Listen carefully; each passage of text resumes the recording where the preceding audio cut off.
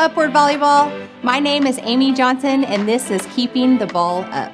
Every week, I come here to share some volleyball and Bible skills you should know to stay on your A game. This week, we will talk about digging in your court. The dig is a slang term used to describe an underhand technique made on the first contact of a ball in a rally that has been sent over the net with an attack hit. You sink your hips low to the floor below the ball before it gets to you, and you use your extended arms clasped at the wrist to create a platform with your forearms to dig or deflect the ball up in the air. If you are the digger or defender, your job is to dig the ball up high and up in the air and ideally to the middle of the court, close to the 10-foot line so that the second contact in the rally can be made. A digger is a defender of the opponent's attack. As we continue to study the book of Esther, we will learn today how she waits till just the right moment to dig and defend the attack.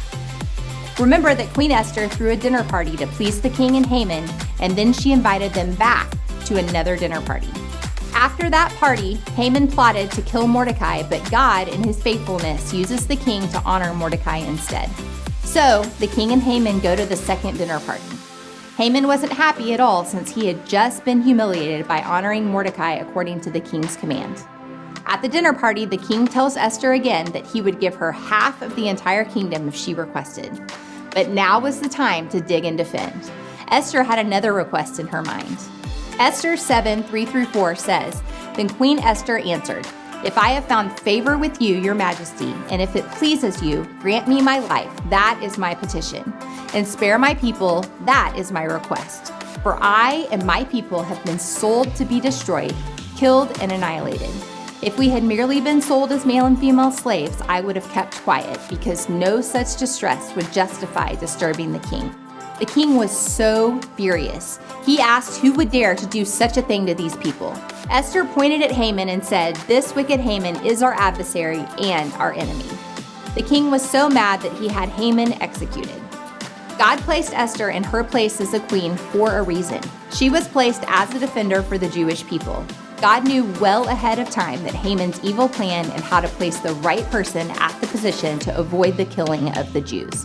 God does not waste our lives. He intentionally places us in positions, in classes, in teams, and in other places He can use us for His glory. Think about where you are in your life right now. Think about your family, your classmates, your teammates, and others. Is there a reason God has you with those people in your life? Think about how God may want to use you to make an impact on someone else. Esther could have chosen anything in the world, but she chose to risk her life to ask for the king to save her people. Ephesians 5:11 says, "Have nothing to do with the fruitless deeds of darkness, but rather expose them." This week, I pray that you can be courageous to stand up for someone. God wants us to care for the weak and the poor, that we can serve God by serving others. God can give us strength and courage to face hard times, just like Queen Esther.